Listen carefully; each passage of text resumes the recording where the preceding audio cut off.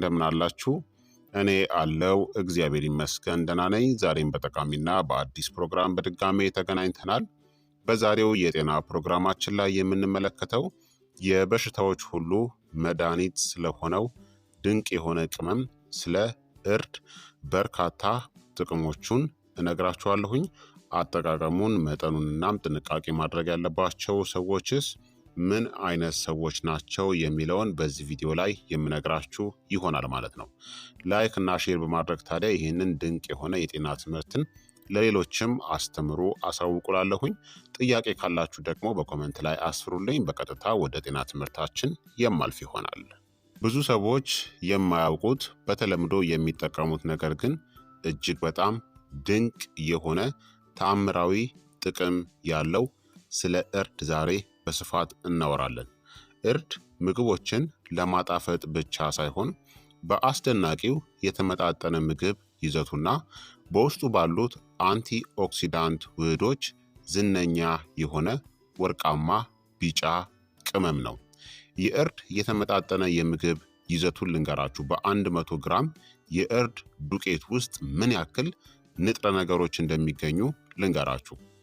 ካሎሪ ወይም ደግሞ ኃይል 354፣ ካርቦሃይድሬትስ 65 ግራም፣ የአመጋገብ ፋይበር 21 ግራም፣ ስኳር 3 ግራም፣ ፕሮቲን ከ8 እስከ 9 ግራም፣ ስብ ከ9 እስከ 10 ግራም፣ ሳቹሬትድ ፋት 3 ግራም፣ ሞኖ አንሳቹሬትድ ፋት 1.7 ግራም እና ፖሊ አንሳቹሬትድ ፋት ደግሞ 2.2 ግራምን ይይዛል። ቫይታሚኖች ደግሞ ቫይታሚን ሲ 25 ሚሊግራምን ይይዛል። ከፍተኛ የሆነ የአንቲ ኦክሲዳንት መጠን ያለው በሽታ የመከላከል አቅምን ያሳድጋል። ቫይታሚን ኤ 4.4 ሚሊግራም ይይዛል። በስብ ውስጥ የሚሟሟ አንቲ ኦክሲዳንት ነው። ቫይታሚን ኬ ትንሽ መጠን ያለው ይይዛል። የደም መርጋትንና የአጥንት ጤንነትን ይደግፋል። ፎሌት ወይም ደግሞ ቫይታሚን ቢ9 40 ማይክሮግራምን ይይዛል። ለዲኤንኤ ውህደት አስፈላጊ ነው። ቫይታሚን ቢ6 1.8 ሚሊግራምን ይይዛል። የነርቭ አስተላላፊዎችን ተግባርን ይደግፋል። ኒያሲን ወይም ደግሞ ቫይታሚን ቢ3 5.1 ሚሊግራምን ይይዛል። ሪቦፍላቪን ወይም ቫይታሚን ቢ2 0.2 ሚሊግራምን ይይዛል። ታያሚን ወይም ደግሞ ቫይታሚን ቢ1 0.05 ሚሊግራምን ይይዛል። ኮሊን 50 ሚሊግራምን ይይዛል። የአንጎልና የጉበት ጤናን ይደግፋል። ማዕድናት ወይም ደግሞ ሚኒራሎች ደግሞ ብረት ወይም ደግሞ አይረን 41 ሚሊግራምን ይይዛል። ቀይ የደም ሴሎችን ለመፍጠር የሚረዳ ነው። ማንጋኔዝ 7 ሚሊግራምን ይይዛል። የአንቲ ኦክሲዳንት ኃይል አለው። መዳብ 1.3 ሚሊግራም ይይዛል። ፖታሲየም 2500 ሚሊግራም ይይዛል። የደም ግፊትን ይቆጣጠራል። ማግኒዚየም 200 ሚሊግራም፣ ፎስፈረስ 260 ሚሊግራም ይይዛል። ዚንክ 4.4 ሚሊግራምን ይይዛል። ካልሲየም 180 ሚሊግራምን ይይዛል።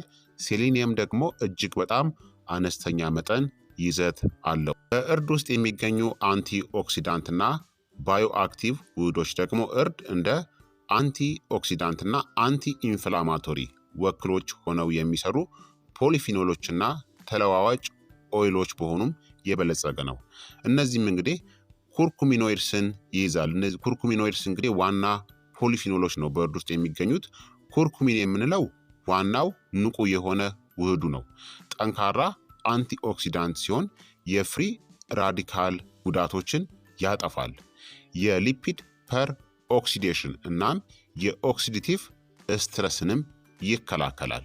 ኩርኩሚን በእርድ ውስጥ ያለ ዋና እናም ጠቃሚ የሆነ ንቁ ውህዱ እናም አንቲ ኦክሲዳንት ነው። እንዲሁም ደግሞ ዴሞክሲ ኩርኩሚን እና ቢስ ዴሞክሲ ኩርኩሚን የሚባሉት እነዚህ በአንድነት ለእርድ ቢጫ ቀለሙንና ዋናውን የሕክምና ጥቅሙንም የሚሰጡት አንቲ ኦክሲዳንቶች ናቸው ማለት ነው።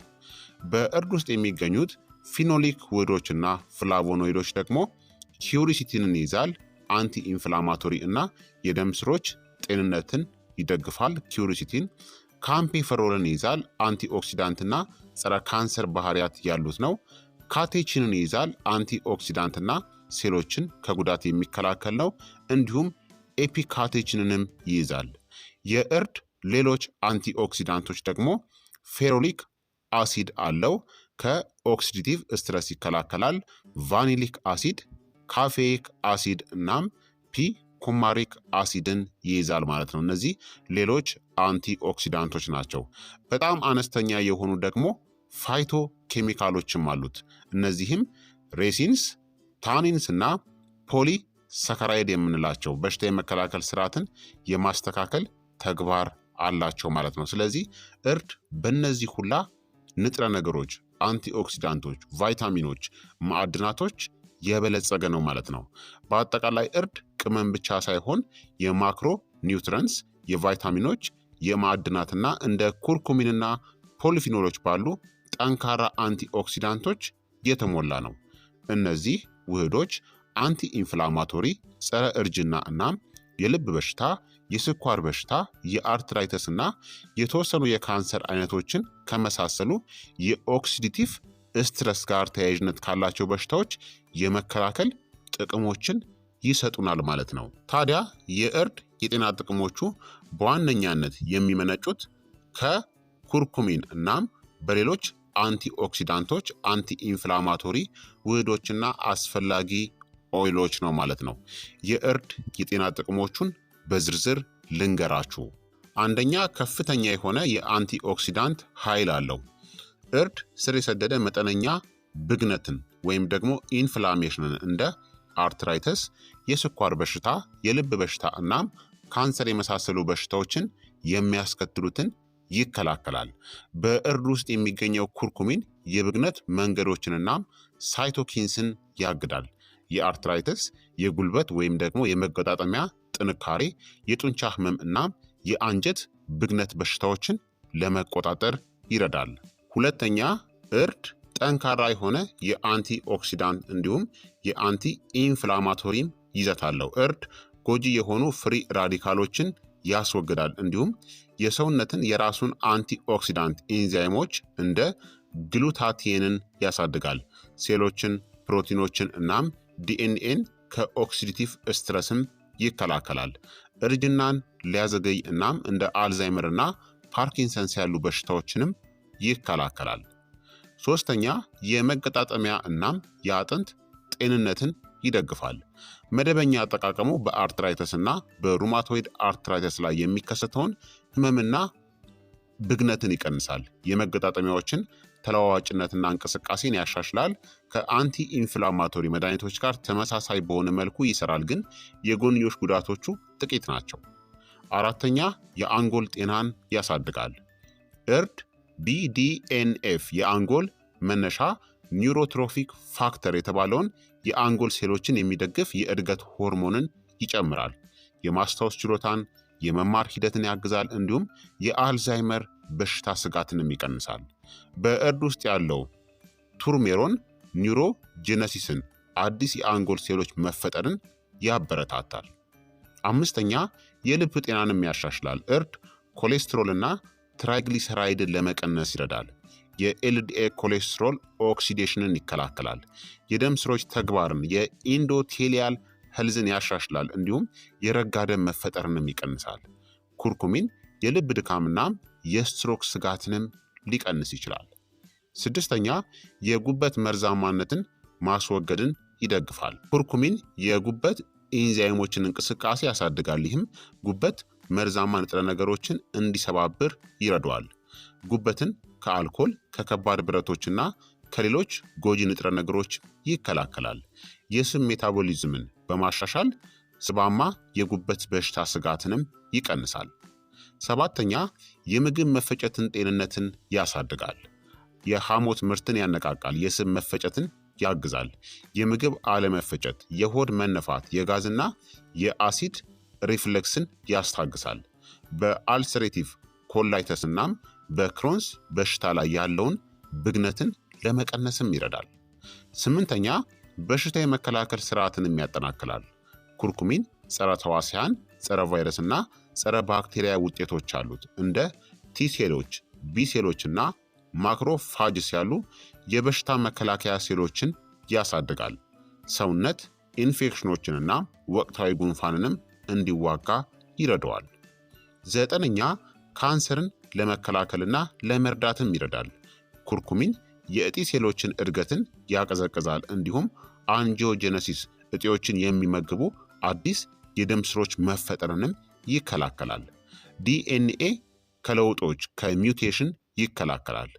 በጥናቶች ውስጥ የኮለን፣ የጡት፣ የፕሮስቴት እናም የቆዳ ካንሰሮችን የመከላከያ ጥቅሞችንም አሳይቷል። 10ኛ የቆዳ ጤንነትንም ይደግፋል። ኩርኩሚን ብጉርን፣ ኤግዜማን፣ ሶሪያሲስን እናም የቆዳ ብግነትንም ለማከም ይረዳል። አንቲኦክሲዳንቶች እንደ የቆዳ መጨማደድ እናም ጥቃቅን መስመሮች ያሉ የእርጅና ምልክቶችንም ያዘገያሉ። ኩርኩሚን የፊት ጭንብሎች ቆዳን ሊያበሩ እናም ሃይፐር ፒግመንቴሽንን ሊቀንሱም ይችላሉ። 11ኛ ደግሞ የስኳር በሽታን ለመቆጣጠርም ይረዳል። ኩርኩሚን የኢንሱሊን ሴንሲቲቪቲን ያሻሽላል እናም የደም ስኳር መጠንንም ይቀንሳል። በጣፊያ ውስጥ ያለውን ብግነትን ይቀንሳል። እንደ የኩላሊት መጎዳት፣ የአይን ችግሮችና የነርቭ ህመም ካሉ የስኳር በሽታ ችግሮችን ይከላከላል። 12ኛ ክብደትን ለመቆጣጠርና ሜታቦሊዝምንም ያሻሽላል። ኩርኩሚን የስብ ሜታቦሊዝምን ይቆጣጠራል እናም በጉበትና በሰውነት ውስጥ የስብ መከማቸትንም ይከላከላል። ከውፍረት ጋር የተያያዘ ብግነትን ወይም ደግሞ ኢንፍላሜሽንን ይቀንሳል። ጤናማ ሜታቦሊዝምን እናም የምግብ ፍላጎትን መቆጣጠርንም ይደግፋል። 13ኛ የመተንፈሻ አካል ጤናንም ይደግፋል። ተፈጥሯዊ አክታን ማስወገጃ ሆኖ ይሰራል። በአክታና በጉንፋን ጊዜ አክታን ለማጽዳትም ይረዳል። ጸረ ብግነት ወይም ደግሞ አንቲ ኢንፍላማቶሪ ውጤቱ በአስም በብሮንካይተስና አለርጂዎች ላይ ይረዳል። ጸረ ተዋሲያን ተግባሩ ከትንፋሽ ኢንፌክሽኖች ይከላከላል። 14ኛ ኩላሊቶችን ይከላከላል። ኩርኩሚን ኩላሊቶችን ከኦክሲዲቲቭ ጉዳት ይከላከላል። የኩላሊት ጠጠርን ለመከላከልም ሊረዳ ይችላል። ትንሽ የሽንት ማስወገጃ ውጤት አለው። በስር የሰደደ የኩላሊት በሽታ ውስጥ ያለውን ብግነትን ይቀንሳል። 15ኛ ስሜትንናም የአእምሮ ጤናንም ያሻሽላል። ኩርኩሚን ሴሮቶኒን እናም ዶፓሚን ወይም የደስታ ሆርሞኖችን ያሳድጋል። የመንፈስ ጭንቀትን፣ የጭንቀት ምልክቶችን ለመቀነስ ይረዳል። በመጠነኛ ጉዳዮች ላይ እንደ አንዳንድ ጸረ ጭንቀት መድኃኒቶች ውጤታማ ሊሆንም ይችላል። 16ኛ የቁስል ፈውስና ጸረ ተዋሲያን ውጤቶችም አሉት።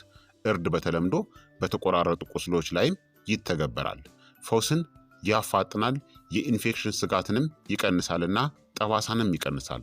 ከባክቴሪያዎች ፈንገሶችና ቫይረሶች ጋር የሚሰራ ነው። 17ኛ የሆርሞን ሚዛንንናም የመውለድ ችሎታንም ይደግፋል። ኩርኩሚን በሴቶች ላይ የኤስትሮጅንን ሜታቦሊዝምን ለመቆጣጠር ይረዳል። ብግነትን በመቀነስ የፒሲኦኤስ ምልክቶችን ሊያሻሽል ይችላል። የወንድ የመውለድ ችሎታን ያሻሽላል። የወንድ የዘር ፍሬ እንቅስቃሴን ያሻሽላል። እንዲሁም የወንድ የዘር ፍሬ ዲኤንኤን ከኦክሲዲቲቭ ጉዳትም ይከላከላል። 18ኛ የአይን ጤናን ይደግፋል። የሬቲናል ሴሎችን ከኦክሲዲቲቭ ስትረስ ይከላከላል። የአይን ሞራ ግርዶሽ፣ ግላኮማ እናም ከእድሜ ጋር ተያይዞ የሚመጣውን ማኪውላር ዲጀነሬሽንን ለመቆጣጠርም ይረዳል። 19ኛ የአፍና የጥርስ ጤንነትንም ይጠብቃል። የኩርኩሚን ጸረ ባክቴሪያ እናም ጸረ ብግነት ውጤቶቹ ድድን ከጉዳት ይከላከላሉ። የድድ ብግነትን፣ ፕሪዮዶንታይተስ እናም መጥፎ የአፍ ጠረንንም ይቀንሳል ማለት ነው። በአጠቃላይ እርድ ቅመም ብቻ ሳይሆን የሕክምና ኃይል ያለው ምግብ ነው። የጤና ጥቅሞቹ ብግነትን ከመቀነስ፣ በሽታ የመከላከል አቅምን ከማሳደግ፣ አንጎልንና ልብን ከመጠበቅ አንስቶ የቆዳን የምግብ መፈጨትንና ስሜትንም ጭምር ይደግፋል ማለት ነው። ታዲያ እርድን ስትጠቀሙ እነዚህ ንጥረ ነገሮች ወይም ደግሞ በእርድ ውስጥ ያለው ዋናው ንጥረ ነገር ኩርኩሚን በራሱ በሰውነት ውስጥ በደንብ አይዋጥም። ስለዚህ ቁንዶ በርበሬ ወይም ደግሞ ፒፔሪን እናም ጤናማ ስቦችን እንደ የወይራ ዘይት ወይም የኮኮናት ዘይት የመዋጥ ሂደቱን በእጅጉ ስለሚደግፉ ከነዚህ ጋር አንድ ላይ መጠቀም ተመራጭ ነው። በተለይ ቁንዶ በርበሬን ከእርድ ጋር አንድ ላይ መጠቀም አለባችሁ። እርድን በጤናማ መንገድ እንዴት መጠቀም እንደሚቻል እነግራችኋለሁኝ። የመጀመሪያው ምግብ በማብሰል ላይ መጠቀም። ይህ የተለመደው አጠቃቀም ነው። ከግማሽ እስከ አንድ የሻይ ማንኪያ የእርድ ዱቄትን ወደ ወጥ፣ ወደ ሾርባ፣ ወደ የአትክልት ወጥ፣ ወደ ምስር፣ ወደ ሩዝ ወይም ደግሞ ወደ ተጠበሱ አትክልቶች ወደ ፈለጋችሁ ውስጥ ጨምራችሁ መጠቀም ነው። እርድን ከጤናማ ስብ ጋር ማብሰል እንደ የወይራ ዘይት፣ ቅቤ ወይም ደግሞ የኮኮናት ዘይት ጋር ማብሰል መዋጥን ያሻሽለዋል። ሁልጊዜም ከቁንዶ በርበሬ ወይም ደግሞ ፒፔሪን ጋር ለማዋሃድ ሞክሩ። የኩርኩሚን በሰውነታችን መዋጡን እስከ 2000% ይጨምረዋል። ሁለተኛ ደግሞ የእርድ ወተትን ማዘጋጀት ነው። ግማሽ የሻይ ማንኪያ የእርድ ዱቄትን ከሞቀ ወተት ጋር ከላም፣ ከለውዝ፣ ከአጃ ወይም ደግሞ ከኮኮናት ወተት ጋር ቀላቅሉት። ትንሽ ቁንዶ በርበሬ፣ ቀረፋ እና ማር እንደ አማራጭ ጨምሩበት። ለመዝናናት፣ ለተሻለ እንቅልፍና ለአንቲ ኢንፍላማቶሪ ውጤቶች በምሽት ጊዜ ቢወሰድ ይመረጣል። ሶስተኛ ደግሞ የእርድ ሻይን መጠቀም ነው። አንድ የሻይ ማንኪያ የእርድ ዱቄትን ወይም ደግሞ ትኩስ የእርድ ስሩን በውሃ ውስጥ ለ10 ደቂቃ ማፍላት። ለተጨማሪ የጤና ጥቅሞች ሎሚ፣ ዝንጅብልና ቁንዶ በርበሬ ጨምሩበት። በተለይ ለምግብ መፈጨት፣ ለበሽታ የመከላከል አቅም ሲባል ሞቅ አርግታችሁ ጠጡት። አራተኛ ደግሞ ትኩስ የእርድ ስርን መጠቀም ነው። ትኩስ እርድን እንደ ዝንጅብል ተጠቀሙት። ወደ እስሙዚ፣ ወደ ጭማቂዎች ወይም ደግሞ ወደ ሰላጣ በመፍጨት ጨምሩት። ከዝንጅብልና ከማር ጋር ወደ እጽዋት ሻይ ጨምሩት። የእርድ ዱቄትን ከጥሬ ማር ጋር ቀላቅሉት። በሽታ የመከላከል አቅምን የሚያሳድግ ነው። ለሳል፣ ለጉሮሮ ህመም ወይም ደግሞ ለተለመደ የበሽታ መከላከል አቅም ግማሽ የሻይ ማንኪያን በየቀኑ ውሰዱ። አምስተኛ ደግሞ የእርድ እንክብሎች ወይም ደግሞ ማሟያ ወይም ደግሞ ሰፕሊመንትንም መውሰድ ትችላላችሁ። ደረጃቸውን የጠበቁ ማሟያዎችን ወይም ደግሞ ሰፕሊመንትን ተጠቀሙ። ለተሻለ መዋጥ ከፒፔሪን ወይም ደግሞ ከፎስፎሊፒድ ኮምፕሌክስ ጋር የተቀናጀ የኩርኩሚን ንጥረ ነገርን ወይም ደግሞ ማሟያን ፈልጉ። የተለመደው መጠን በቀን ከ500 እስከ 1000 ሚሊግራም ኩርኩሚን ወይም ደግሞ የእርድ ሰፕሊመንትን መውሰድ ትችላላችሁ። ከስብ ጋር ምግብ በምትመገቡበት ጊዜ መወሰድ አለበት። በየቀኑ ታዲያ ምን ያክል እርድን መጠቀም አለባችሁ የሚለውን ልንገራችሁ። የእርድ ዱቄት ከሆነ ደህንነቱ የተጠበቀው መጠን በቀን ከ1 እስከ 2 የሻይ ማንኪያ ወይም ከ3 እስከ 6 ግራም መጠቀም ትችላላችሁ። ትኩስ የእርድ ስር ከሆነ ደግሞ ከ10 እስከ 15 ግራም 1 ኢንች ያክል መጠቀም ትችላላችሁ። የኩርኩሚን ንጥረ ነገር ወይም ደግሞ ማሟያ ወይም ሰፕሊመንትን ከሆነ ብዙውን ጊዜ በቀን ከ500 እስከ 1000 ሚሊግራም ደረጃውን የጠበቀ የኩርኩሚን ሰፕሊመንትን ከፒፔሪን ጋር መውሰድ ትችላላችሁ ማለት ነው። ታዲያ እርድን በጥንቃቄ መጠቀም ያለባቸው ሰዎች አሉ። እርድ በጣም ጤናማ ነው፣ ነገር ግን ሁሉም ሰው በነፃነት በተለይም በከፍተኛ መጠን መጠቀም የለበትም። አንዳንድ ሰዎች እርድን በጥንቃቄ መገደብ ወይም መጠቀም ይኖርባቸዋል። እነዚህም አንደኛ የሐሞት ጠጠር ወይም ደግሞ የሐሞት ቱቦ መዘጋት ያለባቸው ሰዎች ናቸው። እርድ የሐሞት ምርትን ያነቃቃል። አስቀድሞ የሐሞት ጠጠር ወይም ደግሞ የተዘጉ የሐሞት ቱቦዎች ካሉ እርድ ህመምን ወይም ደግሞ ችግሮችን ሊያባብሰው ይችላል። ሁለተኛ የጨጓራ ወይም የምግብ መፈጨት ችግር ያለባቸው ሰዎች ናቸው። ከፍተኛ መጠን የጨጓራ አሲድን ሊጨምር ይችላል። የአሲድ መመለስን ወይም ደግሞ ገርድ የጨጓራ ብግነትን ወይም የጨጓራ ቁስለትን ሊያባብሰው ይችላል። አንዳንድ ሰዎች በብዛት ሲወስዱ የሆድ መነፋት፣ ማቅለሽለሽ ወይም ደግሞ ተቅማጥም ሊያጋጥማቸው ይችላል። ሶስተኛ የኩላሊት ጠጠር ወይም ደግሞ ከፍተኛ የኦክሳሌት ስጋት ያለባቸው ሰዎች ናቸው። ኩርኩሚን በኦክሳሌት የበለጸገ ነው። ከካልሲየም ጋር ሊጣመርና በተለይም ለኩላሊት ጠጠር የተጋለጡ ሰዎች ላይ የኩላሊት ጠጠር ስጋትን ትንሽ ሊጨምር ይችላል። አራተኛ ደምን የሚያቀጥኑ መድኃኒቶችን የሚወስዱ ሰዎች ናቸው። ኩርኩሚን ትንሽ ደምን የማቅጠን ውጤት አለው። እንደ ዋርፋሪን፣ አስፕሪን፣ ክሎፒዶግሪል ወይም ደግሞ ሄፓሪን ካሉ መድኃኒቶች ጋር ከተወሰደ የደም መፍሰስ ስጋትን ሊጨምር ይችላል። አምስተኛ ከቀዶ ጥገና በፊትም አላስፈላጊ ነው። ቢያንስ ከ1 እስከ 2 ሳምንታት በፊት ቀዶ ጥገና ከማድረጋችሁ በፊት ማቆም አለባችሁ። ስድስተኛ የስኳር በሽታ ያለባቸው ሰዎች ናቸው። መድኃኒትን የሚወስዱ ከሆነ ኩርኩሚን የደም ስኳር መጠንን ሊቀንስ ይችላል። እንደ ኢንሱሊን ወይም ደግሞ ሜትፎርሚን ካሉ የስኳር በሽታ መድኃኒቶች ጋር ከተወሰደ የደም ስኳር መጠንን በጣም ሊቀንስ ይችላል። ሃይፖግላይሲሚያን ሊያስከትል ይችላል። ሰባተኛ የደም ግፊት መድኃኒቶችን የሚወስዱ ሰዎች ናቸው። ኩርኩሚን የደም ግፊትን ትንሽ ሊቀንስ ይችላል። አስቀድመው የደም ግፊት መድኃኒቶችን የሚወስዱ ከሆነ ይህ ማዞርን ወይም ደግሞ ዝቅተኛ የደም ግፊትን ሊያስከትል ይችላል። ስምንተኛ እርጉዝናም የሚያጠቡ ሴቶች ናቸው። ለመደበኛ ምግብነት መጠቀም ደህንነቱ የተጠበቀ ነው። ነገር ግን ከፍተኛ የሕክምና መጠን ወይም ደግሞ ማማያዎች የማህፀንን መኮማተር ሊያነቃቁ እናም የደም መፍሰስ ስጋትንም ሊጨምሩ ይችላሉ። ዘጠነኛ የብረት እጥረት ያለባቸው ሰዎች ናቸው። ኩርኩሚን ከብረት ጋር ሊጣመርና መዋጡን ሊቀንስ ይችላል። የደም ማነስ ወይም ደግሞ ዝቅተኛ የብረት መጠን ያላቸው ሰዎች ከመጠን በላይ ኩርኩሚን ወይም ደግሞ እርድን መውሰድ የለባቸውም። አስረኛ ለእርድ አለርጂክ የሆኑ ሰዎች ናቸው። አንዳንድ ሰዎች ለኩርኩሚን ወይም ደግሞ ለእርድ ስሜታዊ ናቸው። የቆዳ ሽፍታ፣ ማሳከክ ወይም ደግሞ የሆድ ቁርጠትም ሊያጋጥማቸው ይችላል። አለርጂ ካለባችሁ መውሰድ የለባችሁም። ታዲያ ከመጠን በላይ ደግሞ እርድን በከፍተኛ መጠን በተለይም ሰፕልመንቶችን በመጠቀም የሚመጡ የጎንዮሽ ጉዳቶች ምንድናቸው የሚለውን ደግሞ ልንገራችሁ። ከልክ በላይ ስትጠቀሙት ማለት ነው።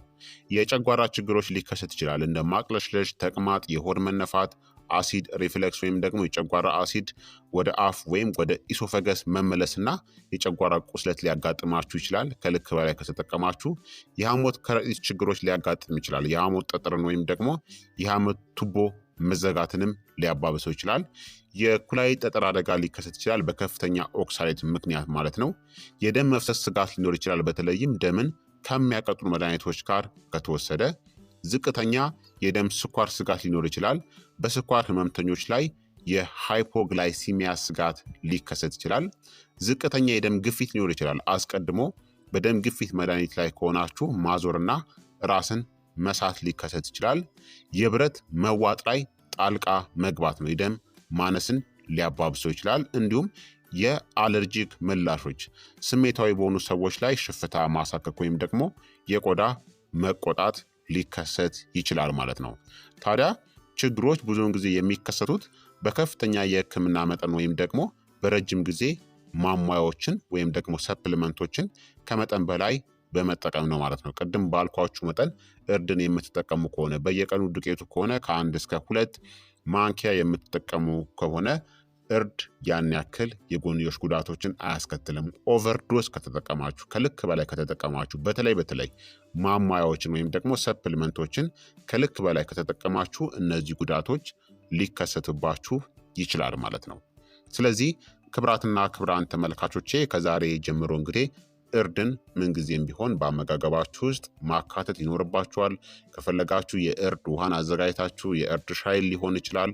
እርድን በተለያየ መንገድ በአመጋገባችሁ ውስጥ አካታችሁ እርድን መጠቀም ይኖርባችኋል ማለት ነው። ከፍተኛ አንቲ ኢንፍላማቶሪ እናም የአንቲ ኦክሲዳንትስ ኃይል ያለው ቅመም ነው።